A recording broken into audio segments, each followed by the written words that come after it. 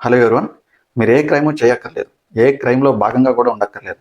కానీ క్రైమ్ చేసే వ్యక్తులతో, చీటింగ్ చేసే వ్యక్తులతో మాత్రం మీరు తిరిగితే ఏదో ఒక రోజు ఏదో ఒక కేసులో ఇరుక్కుంటారు. తర్వాత దాని నుంచి వచ్చేటటువంటి ప్రాబ్లమ్స్ లైఫ్ టైం మిమ్మల్ని కోర్టులకు తిప్పుతూనే ఉంటాయి. ఇది ఎందుకు చెప్తున్నానంటే, రీసెంట్గా జరిగినటువంటి ఒక హైకోర్టు జడ్జిమెంట్ని చెక్ చేద్దాం. దానిలోని ఫ్యాక్ట్స్ని చూసిన తర్వాత మనకు కంటెంట్ అర్థమవుతుంది. ఒక వ్యక్తి తన స్టాక్ మార్కెట్ బ్రోకర్ అని చెప్పి వేరే వ్యక్తి దగ్గర 70 లక్షల దాకా మనీ తీసుకున్నాడు. కొన్ని రోజుల వరకు కొంత మనీ ఇస్తూనే ఉన్నాడు. ఏం చెప్తున్నాడంటే, ప్రాఫిట్ వచ్చింది, నీకు షేర్ చేస్తున్నాను అని చెప్పాడు. కొన్ని రోజుల తర్వాత కంప్లీట్గా షట్ డౌన్ చేశాడు. ఏ డబ్బులు ఇవ్వట్లేదు, ఎటువంటి ట్రాన్సాక్షన్స్ లేదు, కమ్యూనికేషన్ కూడా ఆపేశాడు.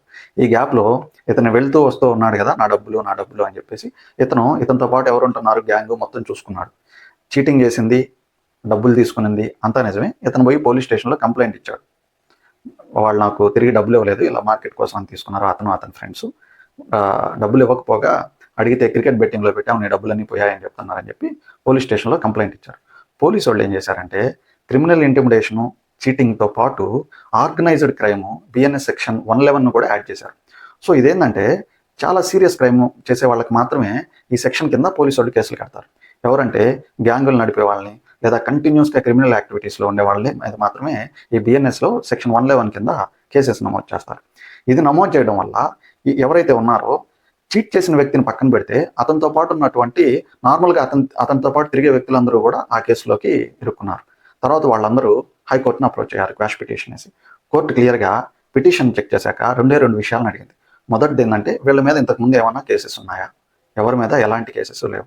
రెండోది, వీళ్ళు గ్యాంగ్స్ నడుపుతూ దీనికి సంబంధించినటువంటి యాక్టివిటీస్ని రిపీటెడ్గా ఏమన్నా చేస్తూ ఉన్నారా, రిపీటెడ్ అఫెన్సెస్ అనేవి, అది కూడా ఏం చేయట్లేదు.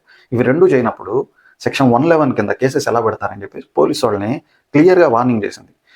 దీనివల్ల ఏమవుతుందంటే, బెయిల్ అనేది రాదు, లైఫ్ ఇంప్రిజన్మెంట్ పడుతుంది. అలాగే ఆర్టికల్ 21 ప్రకారం అతని లిబర్టీ కూడా కంప్లీట్గా దెబ్బతింటుంది. సో పోలీసు వాళ్ళు కేసు కట్టేటప్పుడు మాత్రం ఎటువంటి సెక్షన్స్ని అప్లై చేస్తున్నారో క్లియర్గా చెక్ చేసుకోమని చెప్పింది.